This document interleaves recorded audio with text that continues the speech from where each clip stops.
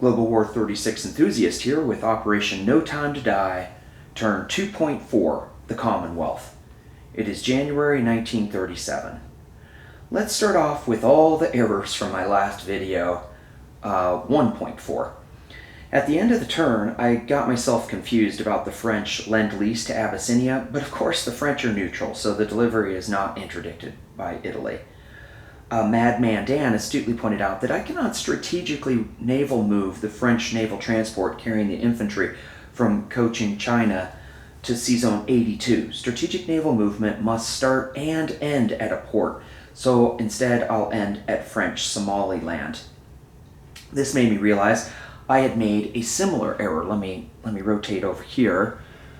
I had made a similar error when I strategic naval moved to Sea Zone 86 from Sydney, because I was going to drop off this motorized infantry in southern India, but there's not a port on that particular sea zone, so I can't do that. I could come into this port and drop off the motorized infantry here, but I can't drop it off there. So I will just come over to 85 instead. It's still 5 away from 146. 1, 2, 3, 4, 5.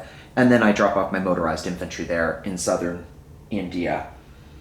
And then finally, I built a light cruiser, destroyer, and a submarine in Sea Zone 116, erroneously thinking, oh, I've got that shipyard, but that's a dockyard that's in Tanganyika. I'm sure I'm massacring that. So I could only build it at a shipyard. I built those 3 units up there in Sea Zone 25. Let's get that in. Well, anyway, it's up in Sea Zone 25. Okay, now we'll transition to some problems on Boston Bruce's 2.3 turn. He picked up 2 infantry in Formosa. Let's go over there and look at that. Okay, so he was here in Formosa, he picked up 2 infantry, he dropped off 1 in Hunan for an amphibious assault, and then he moved up to 54 and dropped off another one in Shantung. So that's illegal. If you look at page 34, 8.4, transporting cargo, quote, a naval transport may not continue moving after unloading units. It's no problem, because Bruce could just pick up the 2 infantry here, move to 54, drop 1 off in Hunan, that's still adjacent to 54, and 1 in Shantung. It's just that for the future, I want everyone to know that if you drop off any units, you can't continue, from a naval transport that is, you can't continue moving. Of course, an air transport could drop off units and continue moving, but not a naval transport. So just in future planning for invasions, I hate to help my opponent out, but it would be good for him to know this point, because he may have designs to amphibiously assault other places. I mean, perhaps not. Maybe that's the last amphibious assault he's going to do the whole game. That'd be great. I would support that, Bruce, if that's the way you want to do it. But good rule to learn. Bruce purchased 2 infantry at the start of the turn. He only placed 1. He let us know that he's going to place that second one in the same place in Kyushu. So we've got 2 Marines and 2 infantry there in Kyushu. At the end of Bruce's turn, he incorrectly collects wartime bonus income for Hunan and Shantung. He can't collect for those 2 until he's at war with a major power, so I have him at 26 instead of 28 banked. But, Bruce, might I suggest declaring war on the USA so you could start collecting that bonus income? I also want to compliment you for your great review of the disposition of your forces. It was extremely helpful, and your turn was very clear to me. Just a quick aside to my fellow participants in Operation No Time to Die, saying Global War 36 enthusiast is 10 syllables, so I just wanted to give everyone permission to shorten my name to enthusiast. Well, everyone except Panzer J, that is. He needs to refer to me as Global War 36 enthusiast just to make his life a little more difficult. If this is casus belli, so be it. Alright, so, let's start the Great British turn. I have 2 tech rolls, or the Commonwealth turn, I guess I should refer to it. I have 2 tech rolls with Great Britain. I'm going to roll for Advanced Anti-Submarine Warfare and Wartime Economy. I'm using PBE.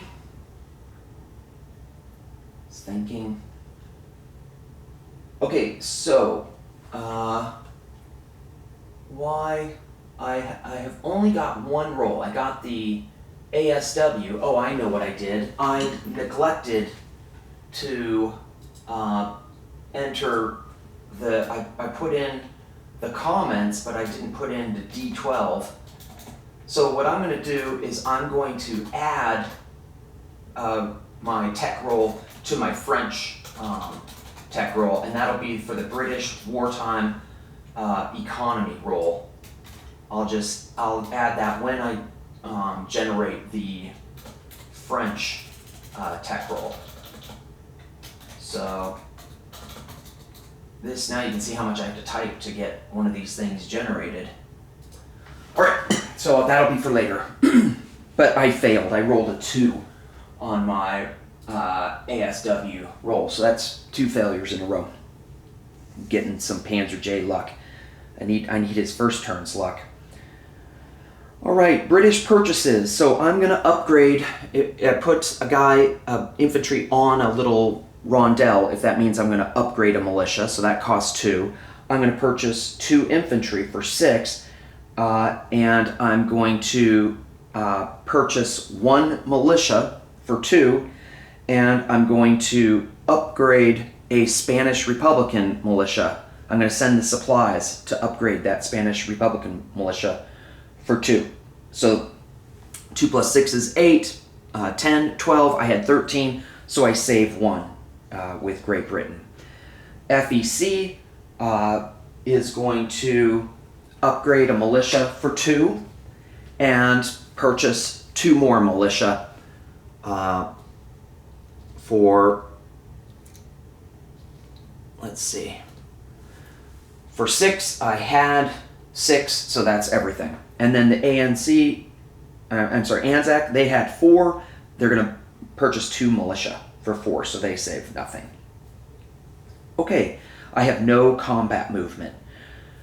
Non-combat movement. Let's rotate the camera around, and then let's back it out so you can see as much of the map as possible. I might have to start over here, I think, in the Pacific. So let's get a little bit more of Australia on there. Yep. Okay, so 1 militia is going to move from New South Wales down to Sydney. So I've got 2 militia in Sydney. 1 coastal submarine in C-Zone 88 is going to move 1-2 to C-Zone 86. And then 1 naval transport in C-Zone 142, way down here off the northwest of Australia, is going to go 1-2 to C-Zone 145. 1 light cruiser and 1 destroyer in C-Zone 142 here are going to go 1, 2, 3 to C-Zone 85.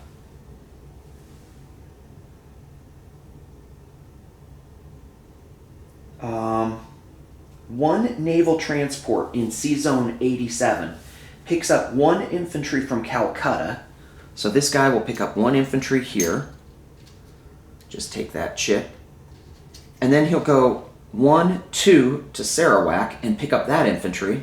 And then 3 to 88. I have a major port there. I will drop off 1 infantry in British Malaya, and the other infantry I'll drop off in Hong Kong. So this is similar situation to Bruce, where once I drop something off, I have to stop. But fortunately, I'm in the C-Zone. I can touch both and drop off 1 in each. 1 destroyer moves from C-Zone 122 to C-Zone 83 and joins the Armada. 1 motorized infantry moves from southern India into Calcutta. 1 battle cruiser, 1 light cruiser, 1 destroyer, and 1 submarine move from C-Zone 80. Let's get that around here, since now we're moving over to this direction. So these 4 units, the battle cruiser, light cruiser, destroyer, and submarine, are going to move from C-Zone 80 to 83. So just tons and tons of ships in 83. Okay. One coastal defense ship, one torpedo boat destroyer move from C Zone 79 to C Zone 80. These two guys, with the movement of 2, move into there. One infantry in London moves to the British Midlands.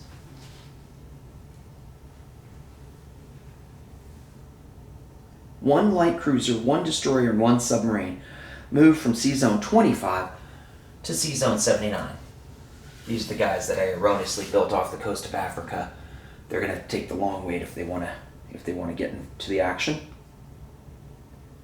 One light carrier, one battleship, 2 heavy cruisers, 1 light cruiser, and 2 destroyers move from C Zone 25 to C Zone 24. So all my British ships that are in C Zone 25 have just moved into C Zone 24.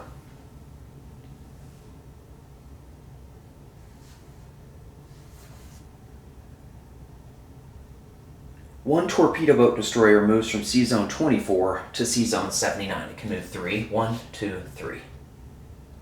Gets down here. I have a very furry dog that just constantly sheds. I have no strategic rail movement with the Commonwealth. My strategic naval movement, I'm going to take 1 infantry from Ottawa on this naval transport that's up here in C Zone 21, and I'm going to move down to C Zone 80. So 1, 2, 3, 4, 5, and I'll drop off that infantry in Malta. Then I'm going to have I've got 1 more strategic naval movement, and I'll move my transport from C Zone 85 to C Zone 79. That's the Anzac transport. 1, 2, 3, 4, 5. Here to 79. Okay. That's the end of strategic naval movement. Placement of British units. So 1 militia in Northern Ireland is going to upgrade to an infantry.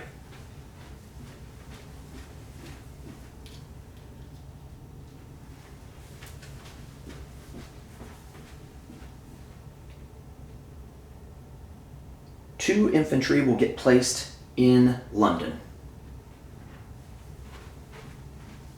1 militia is going to get placed in Gibraltar. Oh, let's see, I got those 2.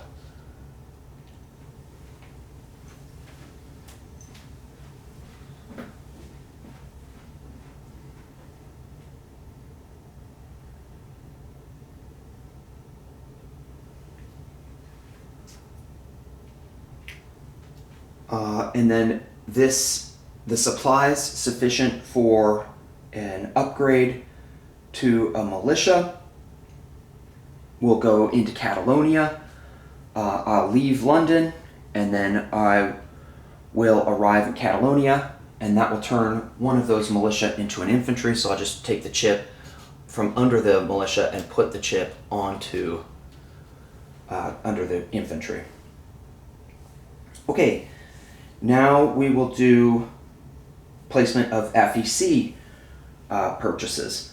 I will upgrade 1 militia. 1 militia here will get upgraded to infantry in Ceylon. That's where that's happening.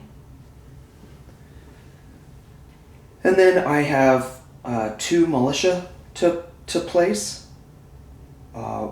I'm going to place, let's see, 1 militia in Hong Kong and 1 militia in Calcutta.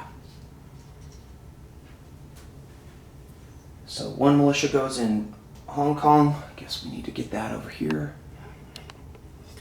1 militia goes into Hong Kong and 1 militia in, I think I said Calcutta, but I mean British Malaya. Do I want it to be in Calcutta or British Malaya?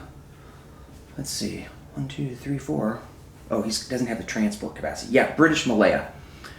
is where I'm going to be. I guess he could do a surprise attack. I guess that's what I was worried about. The potential for a surprise attack. So I am going to put it in Calcutta. I'm sorry to my opponents having to put it in British Malaya and then put it in Calcutta, but we will end up putting it in Calcutta. Okay. Placement of Anzac. I've got 2 militia, and I will put both of them in Sydney.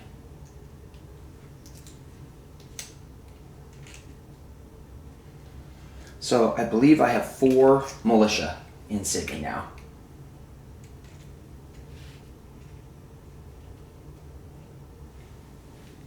Is that in the screen?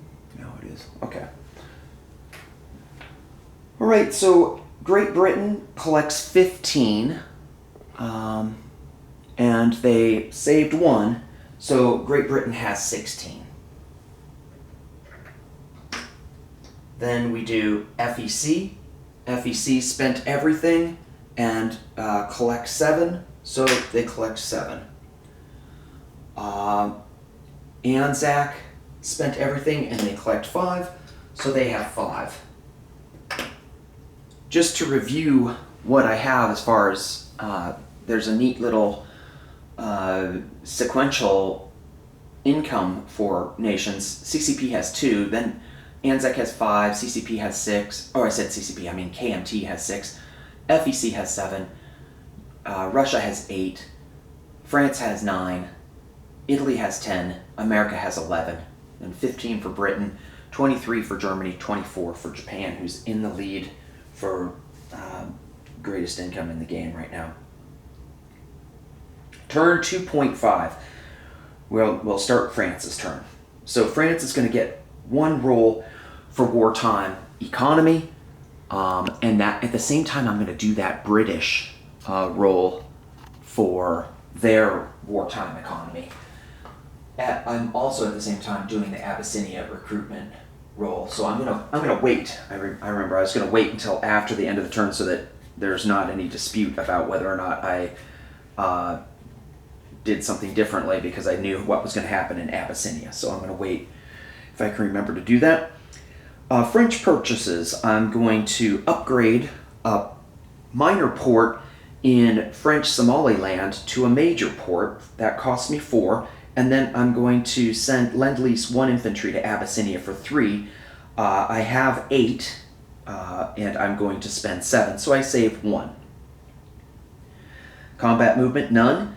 Non-combat movement, let's go back over here, see if everything, I need to be able to get this action down here, because the first thing I'm going to do is move 1 submarine from 85 to 83, so now I've got 3 French subs there in 83. Then I'm going to move 1 submarine from 49 to 83. So I've got 4 subs there in 83. And then 1 Foreign Legion moves from southern France up into Paris. And then 1 naval transport will move to from C-Zone 49 to C-Zone 81. 1 battleship and 2 destroyers will move from C-Zone 25 over here to C-Zone 24. Strategic rail movement, none. Strategic naval movement, 1 naval transport is going to pick up the infantry from French Somaliland and move into C-Zone 49 and drop off the infantry in southern France.